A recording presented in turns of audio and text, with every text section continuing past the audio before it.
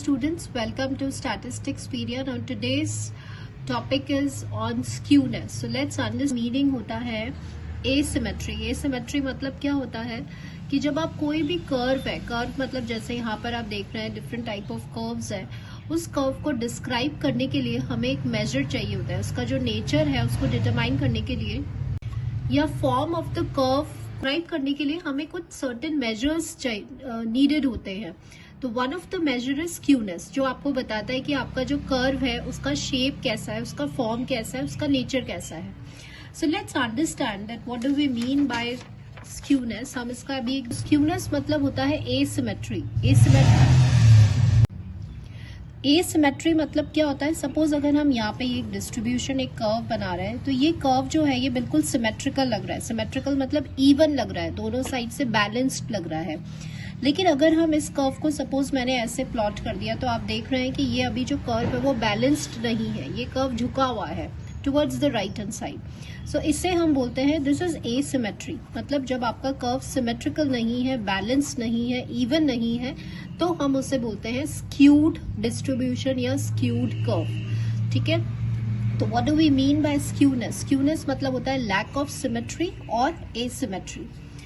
Now अब हमें क्या जानना है, हमें ये देखना है कि आपका जो कर्व है वो कितना डिपार्ट कर रहा है सिमेट्री से.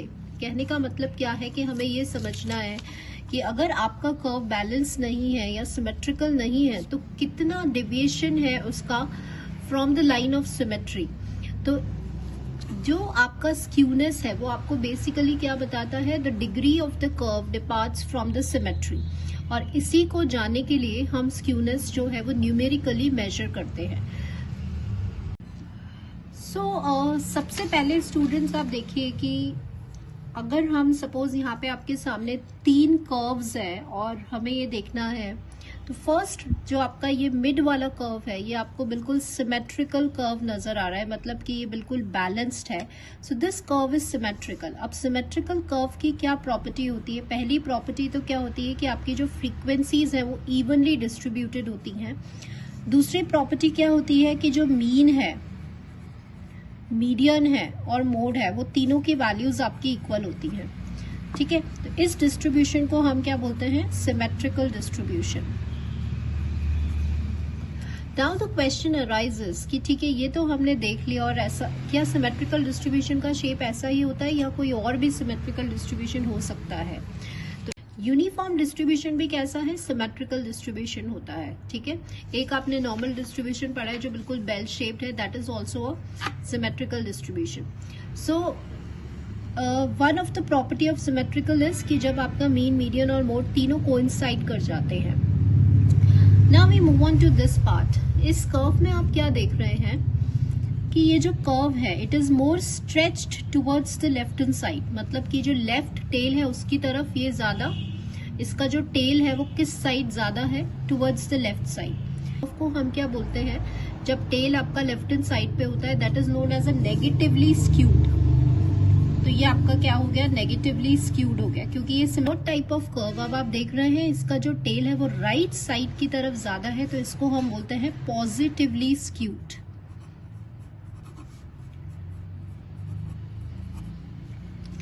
यस, नाउ अब बात कर लेते हैं मीन, मीडियन और मोड की. जो स्प्रेडिंग इफेक्ट्स हैं मीन, मीडियन और मोड के, वो पॉजिटिवली स्क्यूड और नेगेटिवली स्क्यूड में कैसे होते हैं, क्योंकि सिमेट्रिकल में तो हमें पता चल गया कि तीनों की वैल्यूज इक्वल होती है. ना what about these skewed distributions. So यहाँ पे जब हम इसका रिलेशन देखेंगे तो हाईएस्ट पीक पर हमेशा मोड रहेगा, तो ये मोड है आपका. बीच में हमेशा मीडियन रहेगा और ये आपका मीन है. तो बेसिकली फॉर पॉजिटिवली स्क्यूड आपने क्या रिलेशन देखा कि आपका जो mode, then we have median and then we have mean. Yes, now for negatively skewed highest point पर mode रहेगा, middle में हमेशा median रहेगा and here we have mean. तो you don't have to remember. अगर आप positively skewed आपको याद है, just इसका reverse, इसका वो करिए, आप inequalities को change करेंगे तो आपके पास negatively skewed आ जाएगा. तो क्या relation आया, remember one thing कि it is basically मीडियन हमेशा मिडिल में रहेगा, मीडियन मीन्स मिडिल पॉइंट, तो it will always lie at the central part of the distribution.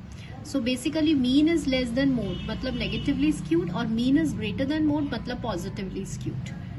So students, अभी हमने ये एक इम्पॉर्टेंट ऑब्जेक्टिव के लिए, इट इज मोस्ट इम्पॉर्टेंट, ये हमें याद रखना है. जितना ज्यादा स्क्यूनेस होगा उतना ही ज्यादा डिस्टेंस पड़ेगा between mean, median and mode. ठीक है, उतना ही आपका स्क्यूड होगा कर्व, और आपका जो बैलेंस है मतलब आपका जो कर्व है वो टिल्टेड रहेगा, and there will be more distance between the mean, median and mode. Now let's moving on to the next topic कि अब हमें न्यूमेरिकली कैसे जो स्क्यूनेस है, जो एसिमेट्री है, वो हम कैसे मेजर करेंगे. जो मेजर है that is known as a Pearson's method, और इसको हम Karl Pearson coefficient of skewness भी बोलते हैं. तो पियर्सन्स मेथड क्या है? It is basically on the basis of the mean and mode. तो इसका जो बेसिस है वो क्या है? मीन और मोड, मतलब मीन और मोड के बेसिस पर इसको कैलकुलेट किया जाता है. जो आपके क्वेश्चंस आते हैं on the topic of skewness, कि अगर आपको क्वेश्चन में मीन और मोड दिया हुआ है और सिग्मा दिया हुआ है, तो हम स्क्यूनेस कैसे निकालेंगे और कैसे आइडेंटिफाई करेंगे कि आपका पॉजिटिवली स्क्यूड है कि नेगेटिवली स्क्यूड है. तो पहला फॉर्मूला जो है वो क्या है? Mean minus mode by sigma. That is, अगर आपका ये स्क्यूनेस ग्रेटर देन 0 आ रहा है, तो यहां से हम क्या देख रहे हैं? Mean minus mode divided by sigma. ये कार्ल पियर्सन ने अपना फॉर्मूला दिया है. अगर ये ग्रेटर देन 0 है तो आप क्या देख रहे हैं? Mean it is greater than mode. तो इससे आप क्या कंक्लूड कर पा रहे हैं? यहाँ हमने क्या देखा था कि अगर mean is greater than mode है तो डिस्ट्रीब्यूशन कैसा होगा? पॉजिटिवली स्क्यूड होगा. तो यहाँ से हमें क्या पता चला कि इफ स्क्यूनेस इज ग्रेटर तो ये पॉजिटिवली स्क्यूड होगा because mean is greater than mode. अगर लेस है तो ये नेगेटिवली स्क्यूड हो जाएगा, और अगर इक्वल्स टू 0 है तो मीन और मोड की वैल्यू इक्वल हो जाएगी. मीडियन हमेशा मिडिल में रहता है, तो आपका डिस्ट्रीब्यूशन सिमेट्रिकल हो जाएगा. तो ये मेथड आपको वैल्यू भी देगा कितना स्क्यूनेस है, और आपको डायरेक्शन भी बता रहा है, मतलब पॉजिटिवली स्क्यूड है या नेगेटिवली स्क्यूड है. So this you have to remember. Now अगर आपका डिस्ट्रीब्यूशन मॉडरेटली स्क्यूड है, तो अब क्वेश्चन में दिया हुआ होता है मॉडरेटली स्क्यूड, तो फिर मोड की वैल्यू आप कैसे निकाल सकते हो? 3 times of median minus 2 times of mean. तो अभी हमें क्या करना है? यहाँ पे जो मोड है, इस मोड की प्लेस पे आपको क्या रखना है? 3 times of median minus 2 times of mean. तो जो स्क्यूनेस का फॉर्मूला होगा कार्ल पियर्सन का, वो आपका ये हो जाएगा. थ्राइस बाहर आएगा mean minus mode by sigma. ठीक है, तो डिपेंडिंग अपॉन द क्वेश्चन कि आपको डिपेंडिंग अपॉन द क्वेश्चन कि आपको मोड की वैल्यू गिवन है कि मीडियन की वैल्यू गिवन है, हम इस फॉर्मूले को यूज करते हैं. नाउ नेक्स्ट जो है वो लाई करता है बिटवीन -3 टू +3 के बीच में, मतलब जो आंसर आएगा वो -3 और +3 के बीच में लाई करेगा. तो ये आपने पहला मेजर पढ़ा. Now what about the second major? Second major जो है उसको हम बोलते हैं बाउलीज मेजर ऑफ स्क्यूनेस. अब बाउलीज मेजर ऑफ स्क्यूनेस में अब फॉर्मूले में जो जिसको यूज किया गया है वो किसके बेसिस पर है? क्वार्टाइल्स के बेसिस पर. तो कहने का मतलब क्या है? यहाँ पे हम स्क्यूनेस को मेजर कर रहे थे in terms of mean and mode, यहाँ हम स्क्यूनेस को मेजर करेंगे इन टर्म्स ऑफ क्वार्टाइल्स. तो फॉर्मूला क्या है इसका? Q3 plus Q1 minus twice of Q2. Now what is Q2? Q2 is median divided by Q3 minus Q1. ये इसका फॉर्मूला है. अब इसकी वैल्यू कहाँ से कहाँ तक आएगी? -1 से +1 के बीच में इसका आंसर आएगा. अब अगर स्क्यूनेस 0 हो जाता है तो आप देख रहे हैं न्यूमरेटर वाला पार्ट 0 हो जाएगा. तो इससे हम क्या कंक्लूड कर रहे हैं? देखिए, now this is very important to understand, क्योंकि ये क्वेश्चन को ऐसे ब्रेक कर सकते हैं. यस, तो Q3 माइनस Q2, और इसको हम उधर ले जा रहे हैं तो Q2 minus Q1. Now why I am telling you this? देखिए, ये होते हैं क्वार्टाइल्स, ये हमें पता है. ये वाला डिस्टेंस Q3 माइनस Q2, ये वाला डिस्टेंस, और Q2 माइनस Q1, ये वाला डिस्टेंस इक्वल आ रहा है. ये इक्वल कब आएगा? जब आपका डिस्ट्रीब्यूशन सिमेट्रिकल होगा. सिमेट्रिकल मतलब बैलेंस्ड होगा, तभी ये डिस्टेंस इक्वल आ सकता है. यस, तो अगर इक्वल आ रहा है तो देखिए, if this is equal that means quartiles are equidistant from the median. तो आपका डिस्ट्रीब्यूशन का नेचर कैसा हो जाएगा? सिमेट्रिकल हो जाएगा. लेकिन अगर ये डिस्टेंस ज्यादा है, ठीक है, देखिए Q3 माइनस Q2 अगर ग्रेटर है Q2 माइनस Q1 से, तो आपका डिस्ट्रीब्यूशन कैसा हो जाएगा? पॉजिटिवली स्क्यूड हो जाएगा. और अगर आपका डिस्टेंस लेस है तो कैसा हो जाएगा, नेगेटिवली स्क्यूड हो जाएगा। तो हमने क्वार्टाइल्स के बेसिस पे जिनका स्प्रेडिंग इफेक्ट है, क्वार्टाइल्स का जो डिस्टेंस है उसके बेसिस पे हमने बताया कि आपका जो स्क्यूनेस है वो कैसा है। ठीक है, नेक्स्ट मेजर जो है या नेक्स्ट मेथड जो है for the calculation, it is based upon the moments. तो मोमेंट्स क्या है आपका, बीटा 1 म्यू 3 का स्क्वायर एंड म्यू 2 का क्यूब। तो मतलब क्या होता है, वेरियंस। वेरियंस हमेशा पॉजिटिव होता है, तो ये वैल्यू हमेशा कैसी आएगी, पॉजिटिव आएगी। यहाँ पे आप म्यू 3 का होल स्क्वायर कर रहे हैं, स्क्वायर हमेशा पॉजिटिव रहता है, तो ये भी कैसी आएगी, पॉजिटिव आएगी। तो इससे हमें क्या समझ में आया कि बीटा 1 आपको हमेशा पॉजिटिव वैल्यू प्रोवाइड करेगा। तो इसका मतलब कि आपको बीटा 1 से वैल्यू तो पता चल रही है कि कितना स्क्यूनेस है, लेकिन आपको डायरेक्शन पता नहीं चल रहा है। क्यों, क्योंकि ये जो वैल्यू है वो हमेशा पॉजिटिव है। सो what are the points that beta 1 is always positive? तो अगर ये पॉजिटिव है तो इसका मतलब ये आपको सिर्फ मैग्नीट्यूड मतलब ये आपको सिर्फ वैल्यू ऑफ द स्क्यूनेस दे रहा है, लेकिन आपको ये डायरेक्शन नहीं दे रहा है। और अगर आपको डायरेक्शन जानना है कि why we need to know that कि डायरेक्शन क्या है, पॉजिटिवली स्क्यूड है या नेगेटिवली स्क्यूड है, तो उसके लिए हमारे पास क्या है, we have gamma 1 and what is gamma 1, it is root of beta 1।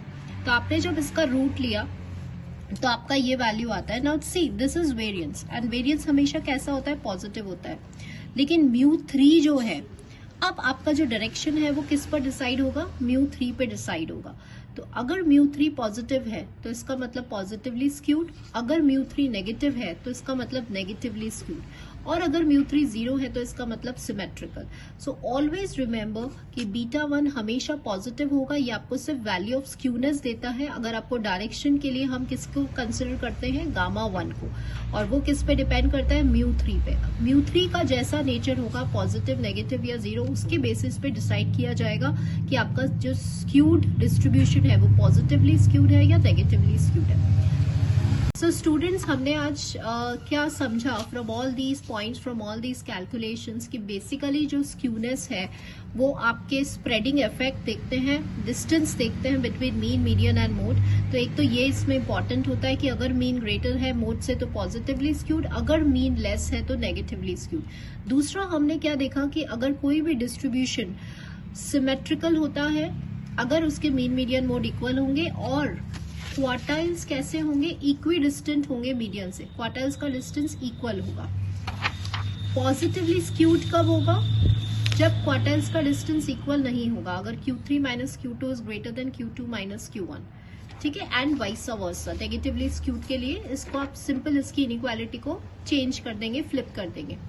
Third point हमने क्या देखा कि बीटा 1 हमेशा पॉजिटिव वैल्यू होती है और गामा 1 जो है वो आपको डायरेक्शन देता है। So hope you got all these short points which are related to your skewness, because this is a most important topic. इसमें से श्योरली एक क्वेश्चन आपका आता है। In the next upcoming video we will discuss about the questions which are related to skewness. So hope you got today's video. So thank you students for watching the video.